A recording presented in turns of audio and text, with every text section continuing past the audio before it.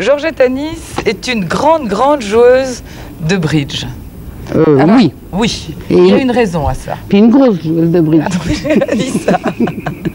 Non, mais... Il y a une raison parce que c'est un jeu merveilleux. Qu'est-ce que vous voulez je sais pas moi, vous demandez un contrat par exemple. Vous le réussissez. Alors vous êtes fier, hein, vous vous dites, ça y est, j'ai gagné le tournoi. Vous regardez, vous avez gagné. Bah, ça m'arrive, heureusement.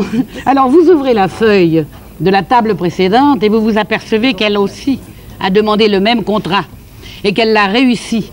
Mais que par contre, elle a fait un tout petit pli de plus.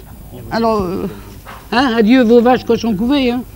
Le contrat, le tournoi, foutu. Alors on prend la deuxième donne. Parce qu'on continue. Ah oui, on continue. Oh, ben, on a de l'espoir. Hein. On réussit le contrat. On est fiers. On rouvre la donne précédente et on s'aperçoit que la table d'avant avait réussi le contrat, l'avait également demandé, mais que cette fois...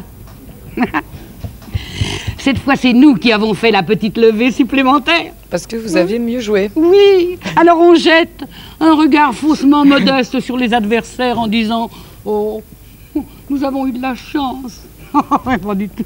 Pas du tout. Dans le fond de nous-mêmes, on est convaincus qu'on a merveilleusement bien joué. Mais ça arrive aussi. Eh ben, c'est ça le bridge. Ah ben, le bridgeur n'est pas modeste. On est tous contents. Comment vous est venue cette passion pour le bridge en particulier, mais pour les cartes en général? Eh bien, écoutez, c'est parce que j'aime bien compter. Ah bon? Et que dans le bridge, il y a 13 cartes et que dans la belote, il n'y en a pas assez. Alors, je me suis amusée à compter 13 cartes, je me suis amusée à compter toutes les cartes qui étaient. Et puis, je me suis aperçue qu'en comptant les cartes que j'avais moi, j'arrivais à déceler celles qu'avaient mes adversaires. Et ça m'a permis de jouer au bridge. Qu'est-ce que c'est qu'un bon joueur de bridge par rapport, on verra tout à l'heure, à un bon joueur de belote? Ah ben j'ai un bon copain, mais alors là, celui-là, il joue beaucoup mieux que moi, hein, c'est Omar Sharif. Ah oui, ça effectivement. Est-ce que vous avez en tout cas un bon souvenir d'une partie de bridge à nous raconter aujourd'hui? Oh non, j'ai pas tellement de souvenirs. D'abord, ça Ils sont mauvais, vous perdez généralement? Non, c'est pas ça, ça passerait pas à l'antenne.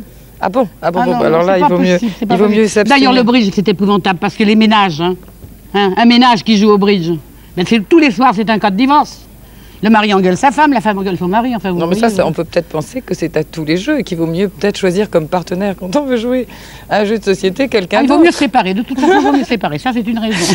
Vous me direz si j'ai raison, Madame Anis, mais on dit le bridge, enfin, c'est un petit peu snob. La belote est quelque chose de beaucoup plus populaire et joué par plus de gens. Non, je suis plus de cet avis. C'était que ça dans le temps, il y a 20 ans. Ça a changé. Ah, maintenant, c'est fini. Il y a des étudiants, mon vieux, qu'est-ce qu'ils en remontrent aux vieux joueurs comme moi?